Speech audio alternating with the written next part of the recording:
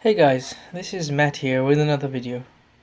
As promised in my last one, we will now be looking at Windows 7. So what I wanted to go through today is to look at how Windows 7 was different from older versions of Windows, what made it so popular as compared to mainly Windows Vista, which was released just before that, and why it has lasted so long in terms of people using it. More people use Windows 7 than the older version of Windows right now. That was obviously until the release of Windows 10, which was offered as a free upgrade to Windows 7, but we will be looking at that in another video. So at the startup screen, you will notice that the Windows 7 system looks very clean. There's no gadgets on the right side that used to appear as soon as you install Windows Vista. There's nothing on the screen as such for a normal installation, but the transparencies, like you can see here in the bottom bar, are pretty good. So when you had Windows Vista released, the taskbar at the bottom here was black.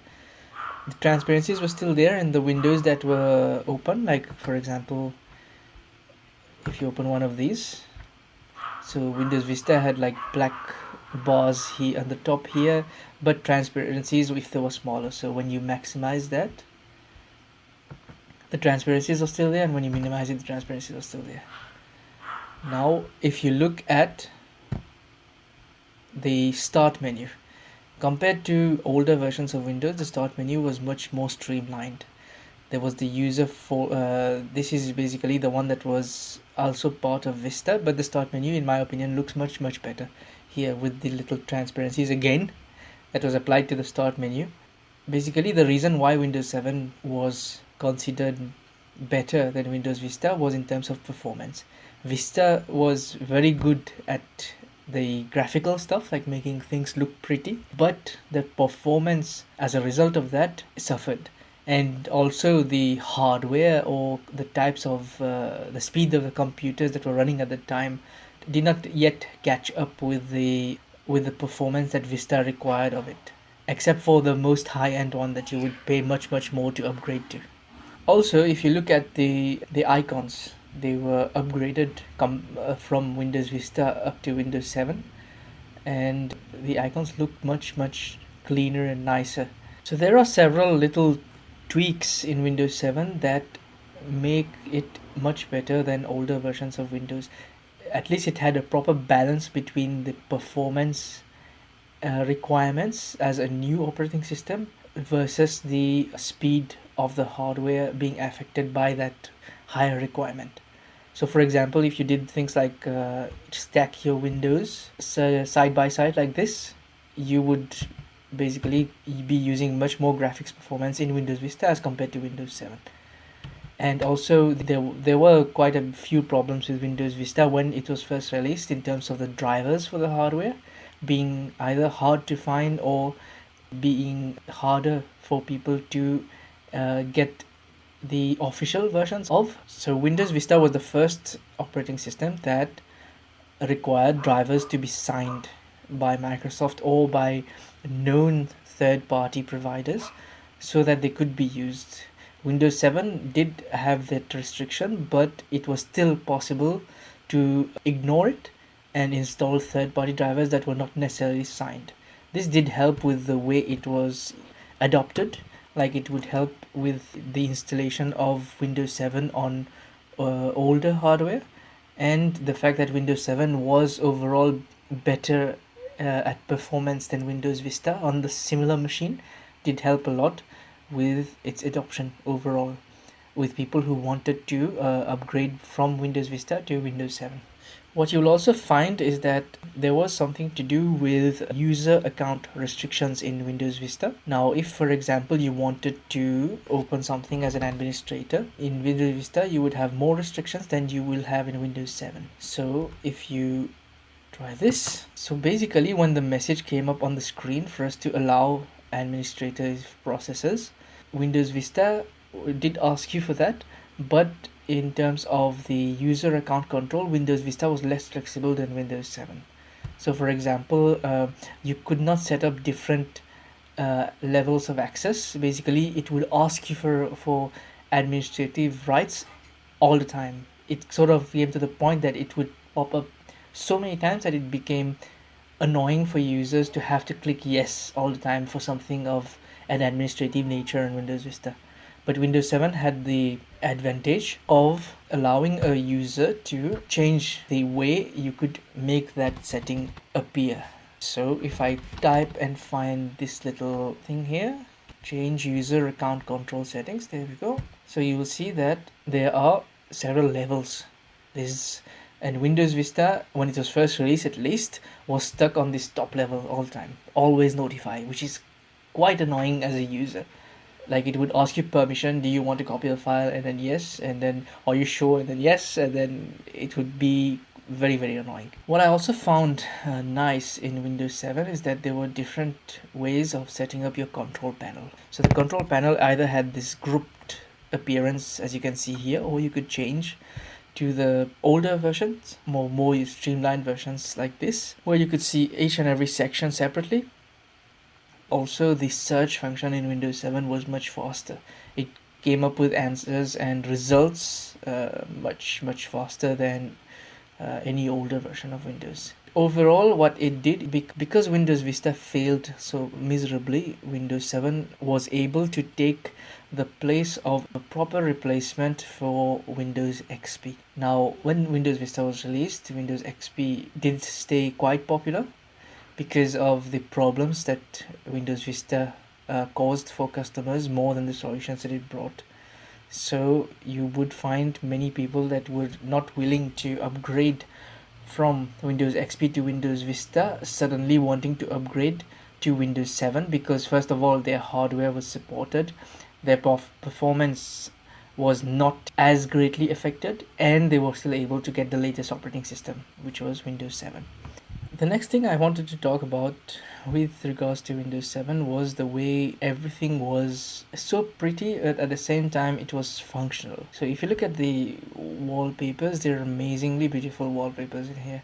Those default ones that came with Windows Vista were much more advanced here. You could set up like several wallpapers that would rotate between each other in some sort of slideshow that would change the wallpaper every 5 minutes or so, depending on what time you set it up in the settings here. Okay, so Windows 7 also had the option of changing the wallpapers, but it would do so much more automatically when it came across, for example, more than one wallpaper set up in the settings for them to change and rotate between each other. So for example, if I like this wallpaper here, it's actually part of a theme that has a whole set of wallpapers, and I can change the settings so that these wallpapers would rotate between each other. And these themes are were not limited to what you could find here. Basically, as far as I know, if depending on which location settings you set up in your computer when you first installed it, there would be like extra themes that would appear here. So if you chose Australia as a location, the Australia theme would appear here. I've chosen United States as this location of this installation, so United States appears here. But you're not limited to what you got at the time of installation. You could download extra themes from the Microsoft website and set them up here with exactly the same conditions. And every theme was not just about the wallpaper, it was also about the specific color of the taskbar and the top bar.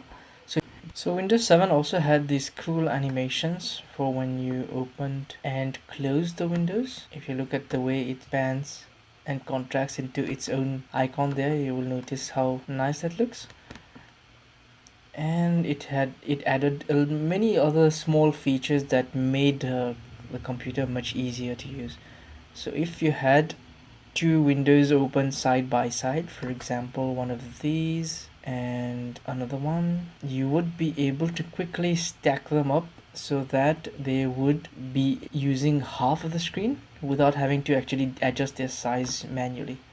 So if I want this little window here to be on the right side, I would just press the Windows and the right arrow, and it would nicely fit on the right side of half of the screen. And if I wanted to fit something else, on the left side of the screen, for example, I would just do the same thing with the left arrow as well as the Windows button on my keyboard. So let's just show you one of those. And also what Windows did, it had the arrow peek option. So whenever you wanted to look at what was in your desktop, you did not have to minimize or get any other windows that are open out of the way.